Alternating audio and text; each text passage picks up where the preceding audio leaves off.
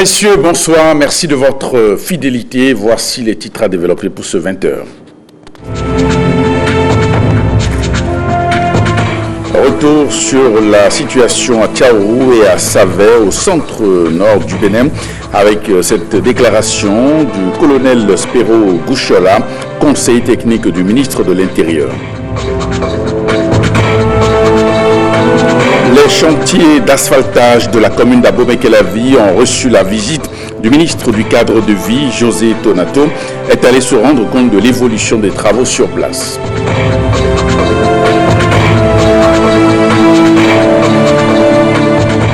Impliquer les investisseurs étrangers dans le développement du programme d'accès à l'eau potable en milieu rural et semi-urbain au Bénin, l'initiative a donné lieu à une séance d'information ce week-end à Cotonou. Merci et bienvenue à cette édition. Tout d'abord, ce communiqué de la police républicaine. Il circule actuellement sur les réseaux sociaux un message faisant état de ce que des arrestations de leaders politiques seraient en vue. La police républicaine informe qu'aucun projet du genre n'est envisagé. Seuls les auteurs de cette rumeur connaissent les mobiles de leur manœuvre. La police républicaine invite par conséquent les populations de Parakou et environ à garder leur calme et à vaquer à leurs occupations dans la sérénité. C'est un communiqué signé par le directeur départemental de la police républicaine, Borgo Alibori, commissaire divisionnaire de police Max Noël Abalo. Retour sur les événements à Tchaourou et à Savè et cette déclaration du conseil technique à la sécurité du ministre de l'Intérieur, colonel Spero Gouchola, que je vous propose d'écouter. Dans le cadre de leur mission républicaine de maintien de l'ordre public et de garant de la libre circulation des personnes et des biens, les agents des forces de défense et de sécurité ont été dans la nuit de ce même vendredi 14 juin 2019, à ce jour, samedi 15 juin 2019, la cible de tirs nourris auxquels ils ont riposté dans les localités de Tchaourou et de Savè, tuant ainsi les assaillants. D'après les informations recueillies auprès des populations, ces assaillants sont des chasseurs hébergés dans les villages frontaliers comme Kaswala, Nyamboua, Owode, Okeo et Igboja et sont recrutés à grands frais dans un pays voisin du Nord pour venir commettre des troubles et forfaits sur notre territoire. À ce jour, on dénombre une cinquantaine de blessés parmi les forces de défense et de sécurité, dont 10 graves. Ce bilan est révélateur de la mission de ces chasseurs d'attenter à la vie des militaires et policiers républicains déployés pour le rétablissement de la circulation.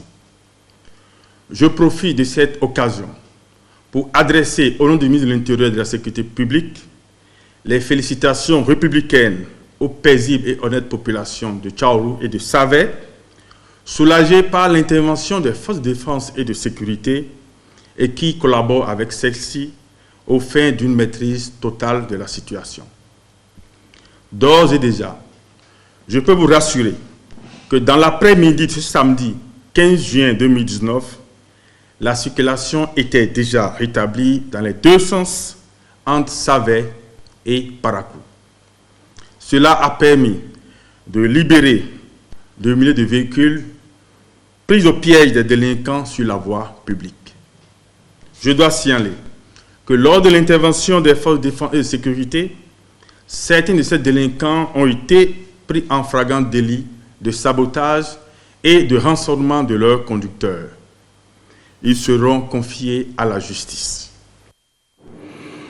Le ministre en charge du cadre de vie et du développement était sur les chantiers d'asphaltage dans la commune d'Abomey-Calavi, lot numéro 10A. José Tonato était accompagné des autorités préfectorales et communales. Hamatou Lavani, Jérôme Moubol les ont suivis et voici le reportage.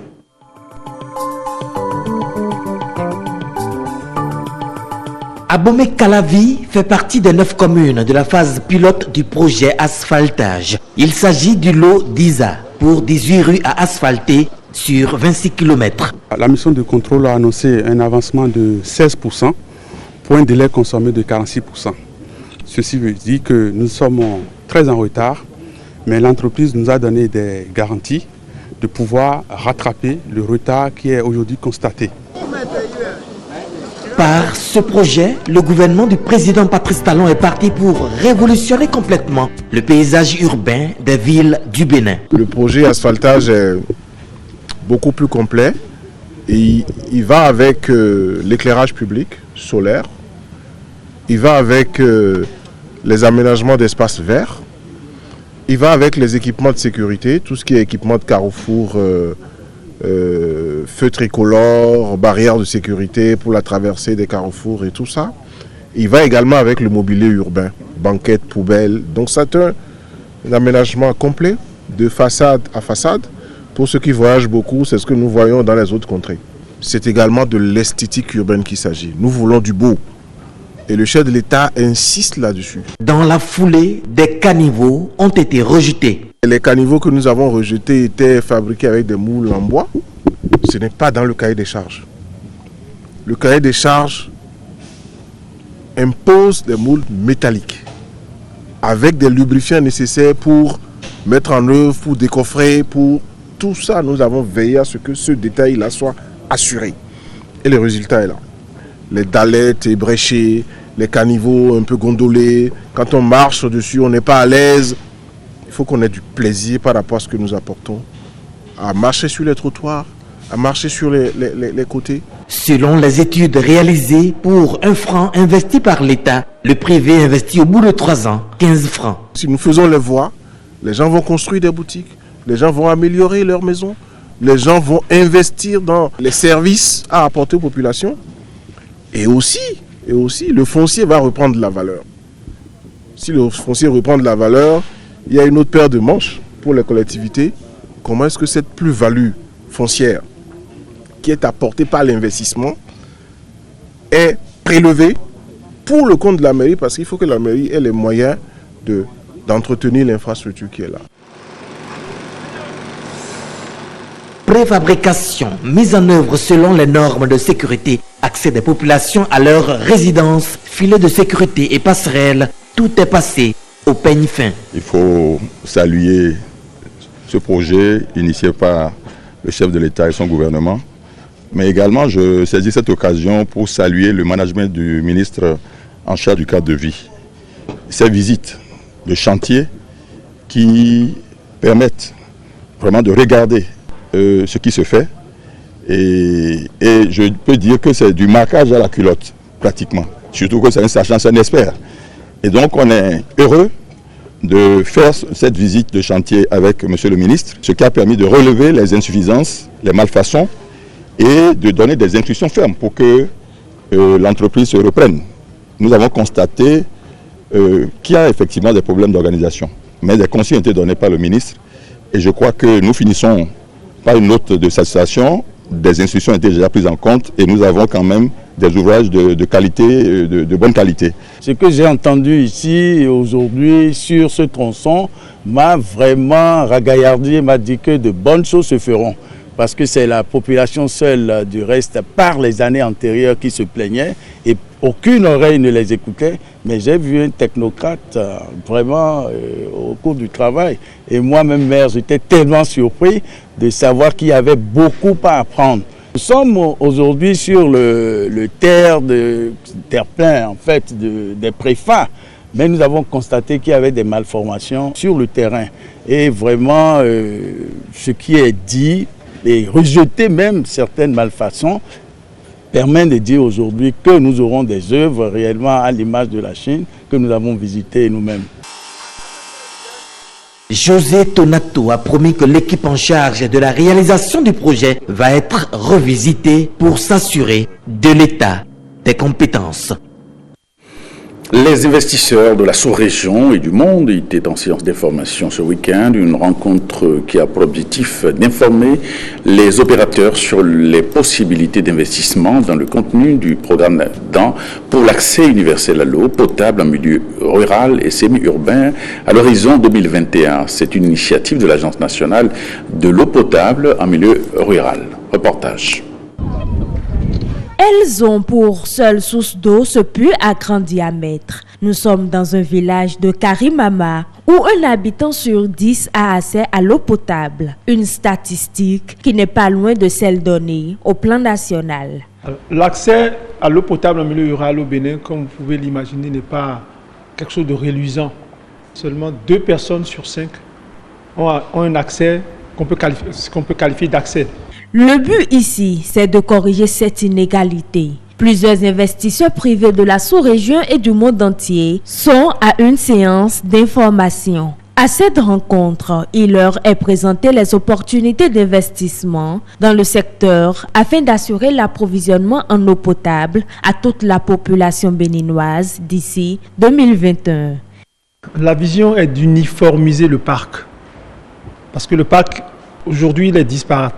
C'est toujours dans l'optimisation, non seulement des normes de construction, mais également de faciliter la gestion après construction lorsqu'on aura à déléguer ces systèmes aux opérateurs qui en auront la charge en termes d'exploitation et de maintenance. Nous avons au total 652 systèmes qui sont prévus et projetés à être engagés.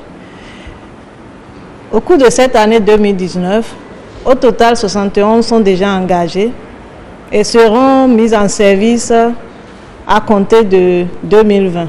Pour atteindre cet objectif, eau potable pour tous à l'horizon 2021, le gouvernement entend associer le secteur public et privé dans ces réformes. Une vision qui est louée déjà par ses participants. On a vu que le gouvernement béninois a recherché les financements nécessaires pour développer de nouveaux systèmes d'adduction d'eau potable en milieu rural, mais ensuite de faire en sorte qu'il y ait un professionnel, un équilibre financier et arriver à rétablir cette égalité sociale dont j'avais parlé. Je crois que le gouvernement béninois est à féliciter pour cette initiative. Nous sommes engagés pour aider le Bénin à accomplir et atteindre les objectifs des ODD, et ceci à travers des partenariats avec des autres bailleurs de fonds. Dans un élan de donner et de recevoir, les opérateurs n'ont pas manqué d'exprimer leurs besoins. Selon la feuille de route établie par l'Agence nationale de l'eau potable en milieu rural, des signatures de contrats sont attendues pour juillet 2020. Et on va ouvrir ce dossier Fête des Pères avec ce rappel historique signé Patrick Diosso.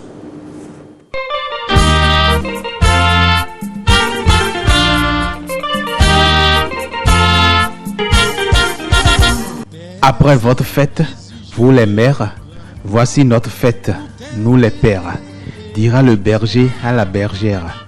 Et c'est une histoire de bergerie, quand on pense à celle dans laquelle est né l'enfant Jésus. Et justement, dès le Moyen-Âge, Joseph, le père terrestre de Jésus, fut déjà célébré le 19 mars. Alors, il s'agissait d'une occasion religieuse pour célébrer les pères de famille. C'était donc la fête de Saint-Joseph. Il fallut attendre jusqu'au début du XXe siècle pour que la fête des pères devienne laïque, grâce à une jeune américaine, Louise Sonora Smart Dodd, qui suggéra de souligner la paternité tout autant que la maternité. Pour rendre hommage à son père, qu'il avait élevé seul, elle proposa le 19 juin comme date de la fête des pères. En 1924, le président des États-Unis d'Amérique, Calvin Coolidge, fut d'accord avec l'idée d'une journée particulière de l'année pour fêter les pères. Mais ce ne fut en fait qu'en 1966 que le Father's Day, fête des pères, deviendra officiel sous la présidence de Lyndon B. Johnson. La date de la fête des pères en Amérique devint donc celle du 3e dimanche du mois de juin. En France, la date de la fête des pères fut officialisée en 1952 grâce à une promotion lancée par un fabricant de briquets.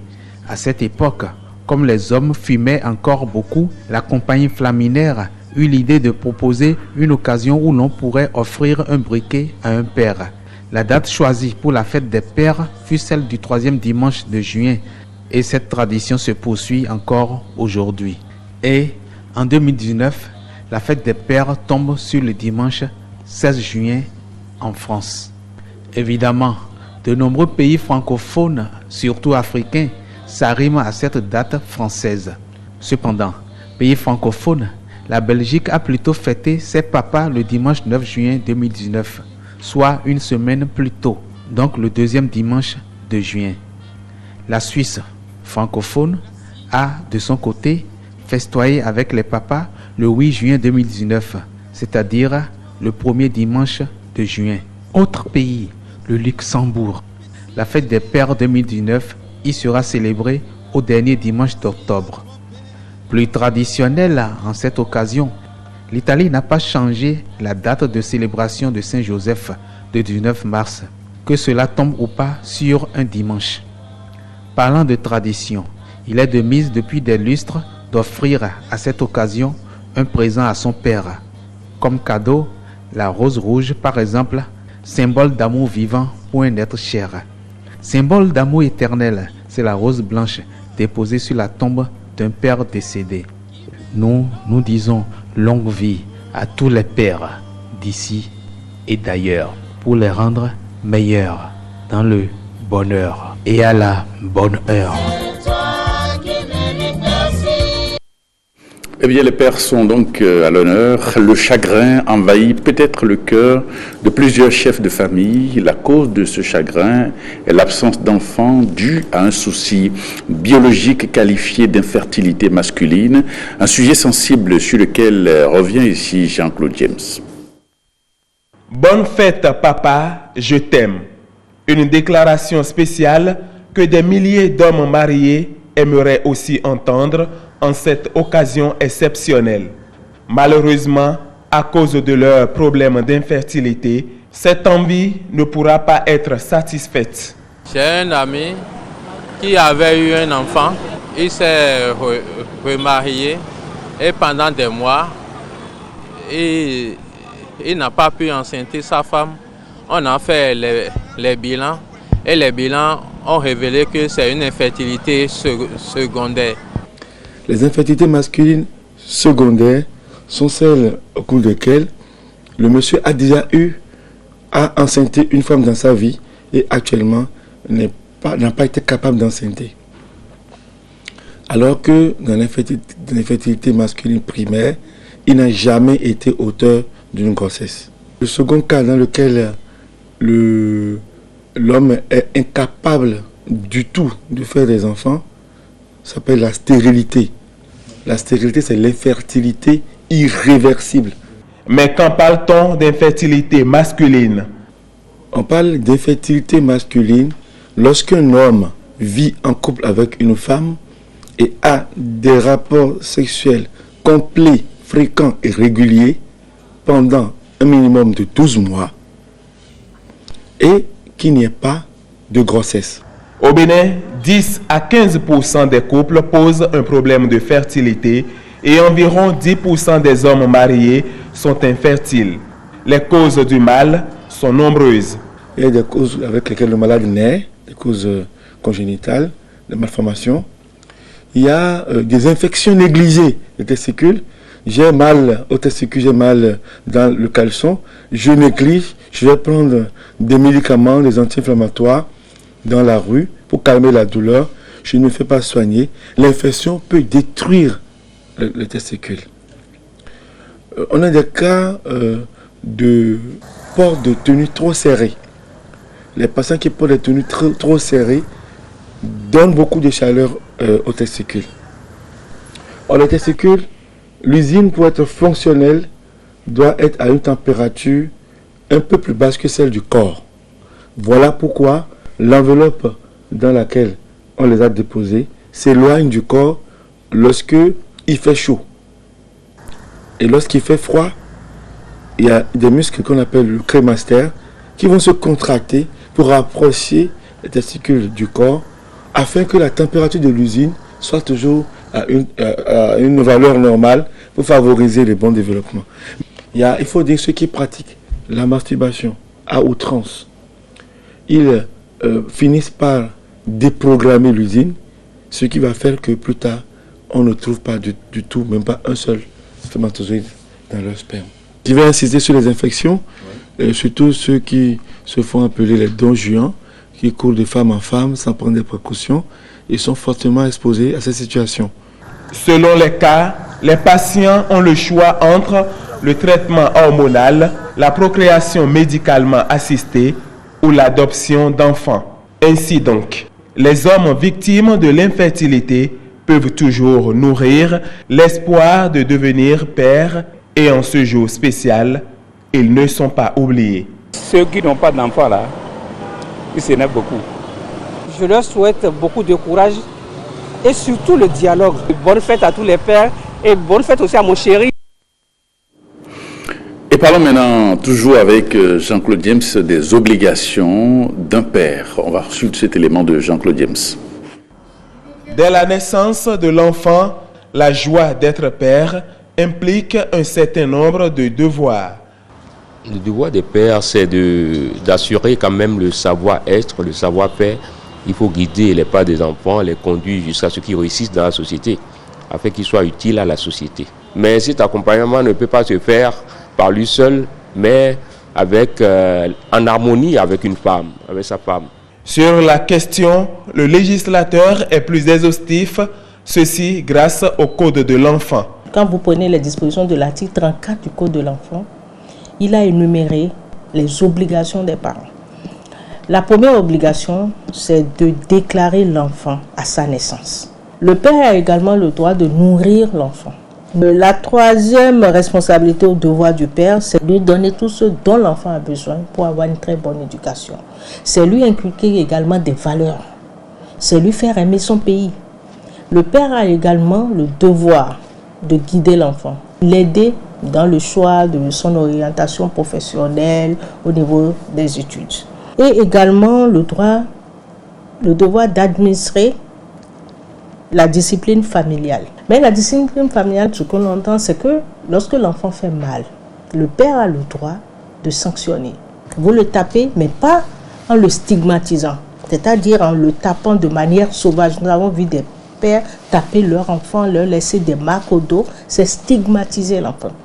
Ces obligations du père représentent les droits de l'enfant et si un géniteur refuse de les respecter, il répond devant la loi. Au Bénin, nous avons suffisamment de textes qui répriment les maltraitances, la violation des droits de l'enfant. Et je dis, nous constatons aujourd'hui qu'il y a beaucoup de pères qui ne jouent plus leur rôle, qui ont démissionné. Ils ont démissionné pourquoi? Parce que les enfants aujourd'hui ne sont plus désirés. Aussi bien les pères que les mères doivent assumer pleinement, désirer les enfants. Et quand ils sont nés, il faut nécessairement assumer ses responsabilités. Et moi, ça me plaît de dire que nous, on s'en va. Mais qui va prendre la relève? Ce sont ces enfants. Les hommes en général disent, l'enfant porte mon nom. Alors si vous voulez que cet enfant soit votre fierté, donnez-lui les moyens d'être une fierté. En retour, l'enfant pourra aussi s'acquitter de ses devoirs qui consistent à vous honorer et vous respecter, à l'instar des pères responsables qui sont célébrés ce jour. Et une question que nous avions posée à nos compatriotes de la rue, quelle est leur opinion sur cette fête des pères? Élément de réponse avec ce micro-trottoir réalisé par Rebecca Kenyaoundé. Oui, je connais la fête des pères. Je sais qu'il y a la fête des pères, mais je ne sais pas la date. Moi, je ne connais pas. Moi, mon problème, c'est ici. Personnellement, j'estime que les pères aussi méritent une fête. Oui, il y a une fête des pères. D'autant plus que la vie nous est donnée par un couple. La mère seule ne peut pas donner la vie à un enfant. Il faut forcément un homme. C'est l'union entre un homme et une femme qui engendre un enfant. C'est grâce au père c'est grâce au papa que nous, les femmes, on a des enfants. Et Ils ont droit quand même à cette fête pour qu'on puisse les encourager, les souhaiter qu'ils évoluent plus. On ne doit pas les décourager. D'autant plus que nous ne sommes pas dans une société matriarcale. Ce ne sont pas les femmes qui détiennent l'autorité sur la famille, ce sont les hommes. Pour cette raison, je vois que nous devons aussi honorer les pères. Si cette fête n'existait pas, il fallait la créer. Cette journée consacrée aux pères devrait être cette occasion en or pour les célébrer et les honorer. Donc, quoi qu'on soit que les pères ne jouent pas parfaitement leur rôle, il faut un jour pour les amener à prise de responsabilité, pour les honorer, les célébrer. Bien même qu'ils ne font rien, il faut ce jour-là manifester l'amour. Les enfants doivent manifester l'amour envers leur père. Il doit y avoir l'égalité. Il doit y avoir l'égalité entre la maman et le père, parce que les deux jouent leur rôle. Donc on ne doit pas encourager les mamans seules, soit en disant qu'on fêtait la fête des mères et laisser les papas. Les papas aussi jouent leur rôle dans le foyer. C'est un demi-dieu. Il paie la scolarité. Il est là pour nous, il nous conseille, il fait tout pour nous. Ma chérie Madeleine, j'aimerais que tu me fasses le jour de la fête des pères, l'Yampilé, pour que nous puissions manger en famille. Maman, ma chérie, et voilà, fête de père est approchée. J'aimerais que tu m'achètes du bazin couleur blanche que j'aime beaucoup, toi-même tu le sais, pour me faire plaisir. Bonne fête, papa. Ce dimanche, on célèbre également la journée de l'enfant africain, proclamée par l'Union africaine en 1991, une occasion pour penser aux centaines d'enfants massacrés lors de la marche pour le droit à Soweto en Afrique du Sud. Pour commémorer cette journée, en appelant au respect des droits de l'enfant, le ministre des Affaires sociales s'est adressé aux Béninois. Et voici son message recueilli par Innocentia Ladagwe. Le thème retenu par les experts du Comité africain du droit et du bien-être de l'enfant au titre de cette 28e édition est intitulé « L'action humanitaire en Afrique, les droits de l'enfant avant tout ». Ce thème énoncé supra est approprié au plan national. Il nous interpelle à plus d'un titre, qu'il s'agisse des institutions étatiques et non étatiques, des partenaires au développement, des communautés, des familles, des parents et des enfants eux-mêmes, compte tenu des indicateurs sociocritiques témoignant de la vulnérabilité des enfants, notamment les filles au Bénin. En effet, en République du Bénin, les questions de mariage et de mobilité des enfants demeurent préoccupantes et méritent d'être abordées avec beaucoup de sérieux. C'est l'une des raisons qui ont poussé mon département ministériel à retenir des activités liées à cette thématique dans le cadre de la célébration officielle de la JEA 2019 qui auront lieu en différé le mardi 18 juin 2019 dans la commune de Lalo, département du Koufou. En cette période où toute l'Afrique célèbre la journée de l'enfant africain, je voudrais en appeler au sens de responsabilité des parents, des communautés et des familles face à la question de protection de l'enfant. C'est le lieu et le moment de remercier une fois encore tous les acteurs de la chaîne de protection de l'enfant, notamment les partenaires techniques et financiers, les organisations non gouvernementales, les leaders religieux et traditionnels, pour les efforts qu'ils ne cessent de déployer afin d'accompagner les actions de protection de l'enfant au Bénin. On va finir ce journal par ce public reportage. Le groupe Vlisco se rapproche davantage de la clientèle de Cotonou environ. En plus de la boutique principale de Gary, Vlisco s'installe dans le quartier Cadéon, les Cocotiers. La nouvelle boutique de vente de pagnes imprimés a ouvert ses portes ce week-end. Océane Amosso, Yves Agropessier. Dites oui avec Vlisco. C'est le nom de la nouvelle boutique de Vlisco du Bénin. Des pagnes au motif unique Imposant et attrayant, tradition et modernité se rejoignent pour combler les attentes des amoureux du beau pain. Ce que cette boutique a de particulier, c'est qu'elle est 12 ans plus jeune que la première boutique et qu'elle vient avec un nouveau concept, avec quelques particularités. Nous sommes passés d'un ton de couleur gris foncé, par exemple, sur un ton de couleur indigo, qui est la couleur principale d'impression des produits WAS. Ce que nous faisons ici surtout, c'est profiter de ce lancement pour présenter également des nouveaux produits, parce que la marque s'aventure désormais sur des pistes nouvelles, donc des produits faits à base de satin, des produits faits à base de coton popeline, des produits faits à base de coton tuile, des produits faits pour de nouvelles utilisations autres que celles habituelles que nous connaissons. La nouvelle boutique est située dans le quartier Kadjaounlé-Cocotier. Elle se veut plus proche de la clientèle. Le nouveau cadre offre un répertoire de motifs variés, tout pour mettre en lumière les stylistes béninois et les consommateurs. Moi j'adore le pain, je travaille beaucoup avec Visco depuis des années et j'admire beaucoup la variété de matières et de dessins et de couleurs qu'il y a de plus en plus. Alors le wax devient un produit de mode, un produit tendance et dans ce contexte on est très content en tant que créateur de pouvoir travailler les différentes matières, les différentes qualités de produits qui nous est proposés. Je suis vraiment satisfaite parce que ça fait plaisir de découvrir des centres comme ça parce qu'au Bénin, nous en voulons. Les tissus Vlisco sont entrés dans le quotidien des femmes et hommes africains. Ils épousent leurs histoires et valeurs à travers le temps et l'espace. Avant de nous séparer, retour sur ce communiqué de la police républicaine. Il circule actuellement sur les réseaux sociaux un message faisant état de ce que des arrestations de leaders politiques seraient en vue. La police républicaine informe qu'aucun projet du genre n'est envisagé. Seuls les auteurs de cette rumeur connaissent les mobiles de leur manœuvre.